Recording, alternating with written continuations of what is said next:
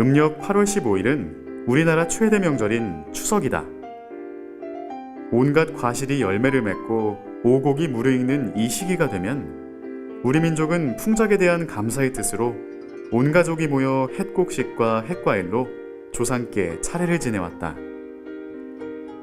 하지만 실향민과 이산 가족에게 추석은 헤어진 가족이 더욱 그리워지는 날이기도 한데, 더도 말고 덜도 말고 한가위엔 함께일 수 없을까?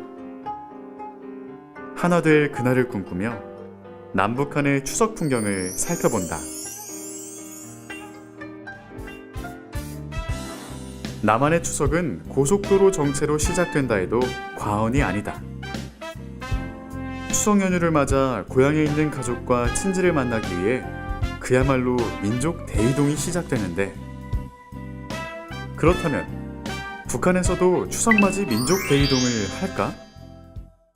저희가 한 민족이었잖아요. 그렇기 때문에 조상들 만나러 가지 않을까? 교통이나 뭐 이런 시설들이 아주 낙후됐다고 하더라고요. 그래서 제 생각에는 그렇게 많이 밀리거나 뭐 정체가 있을 것 같진 않아요. 정답은 북한에는 추석맞이 민족 대이동이 없다. 북한에서는 추석이 사회주의 생활 양식에 어긋난다는 이유로 60년대까지 금지된 명절이었다는데, 북한도 이제 우리와 같은 민족이니까 1960년대 초반까지만 하더라도 이제 민속 명절로 지켜왔거든요. 그런데 이제 1967년 되면 이제 김일성 지시에 의해서 봉건주의 잔재를 뿌리 뽑아야 된다. 그러니까 민속 명절은 사회주의적 생활 양식에 이제 어긋난다는 명목으로 폐지를 한 것이죠. 그러다가 이제 1972년 되면 이제 남북 대화가 시작되잖아요. 이제 남북 간에 이제 가까이 접근을 하게 되고, 북한이 점차적으로 이제 계급보다는 이제 민족을 중시하는 정책을 이제 추진하기 시작해요. 민족을 강조하게 되니까 자연히 민속 명절도 강조하지 않을 수 없는 상황이 된 것이죠.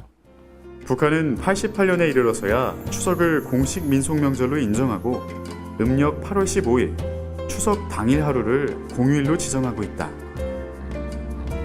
하지만 딱 하루만 쉬는 북한의 특성상 차례를 따로 지내기보다 추석 당일 아침 일찍 성묘를 떠나는 게 일반적이라고. 규모에 있어서 조금의 차이는 있지만 가족이 모여 조상에게 감사하는 마음만큼은 남북한이 똑같다. 추석하면 절대 빼놓을 수 없는 음식. 쌀가루를 익반죽하여 각종 소를 넣고 둥글게 빚어냈는데, 떡을 찔 때마다 솔잎을 깔기 때문에 이름 붙여진 추석의 대표 명절식, 송편이다. 북한에서도 추석이면 온 가족이 둘러앉아 송편을 빚어 먹을까? 굳이 송편은 아니더라도 명절 음식은 해먹지 않을까. 송편 같은 걸 먹긴 할 것 같은데 만두 같은 거 먹을 것 같아요. 정답은 북한에서도 추석날 송편을 먹는다. 이렇게 설입과 함께 익혀낸 떡이라고 해서 송편이라고 합니다. 다만 송편의 크기가 남한에 비해 2배 정도 크다고 하는데, 한 입으로 먹기 좋은 남한의 송편과 달리 북한에서는 단콩, 고구마, 밤 등 여러 가지 소를 넣고 송편을 크게 빚는 것이 특징이다. 재미있는 건 북한에서도 송편을 예쁘게 빚어야 예쁜 딸을 낳는다는 말이 전해지고 있다는 사실. 성묘도 마쳤겠다, 송편도 먹었겠다, 이쯤 되면 모습을 드러내는 것이 있다. 바로 윷가락. 북한에서는 윷놀이를 하면 콩을 만들어서 윷놀이 하는데, 여기는 막대기에다가 그렇게 해가지고 하니까 정말 너무 비슷한 점도 많고 놀이가 엄청 재미나요. 마음속은 너무 고향 생각이 나서 막 웅웅 울고 싶은 심정이거든요. 항상 잊혀지지 않은 것이 이 고향에 있는 부모, 형제, 자식들이거든요. 그래서 저는 진짜 이렇게 모여서 즐길 수 있다는 날 자체가 우리들한테는 너무나 좋은 것 같아요. 예로부터 우리 민족은 명절이면 온 가족이 둘러앉아 윷놀이나 씨름과 같은 민속놀이를 즐겨왔는데, 이는 북한도 마찬가지다.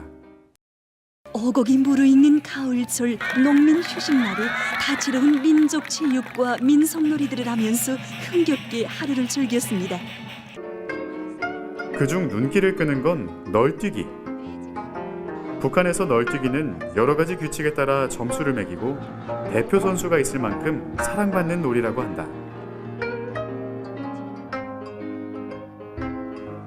온 가족이 모여 민속놀이를 즐기고 보름달을 보며 가정의 평안을 비는 것은 사회체제와는 상관없는 우리 민족의 전통이다. 한라에서 백두까지 우리 모두가 행복한 추석이 하루빨리 오기를 보름달에 빌어본다.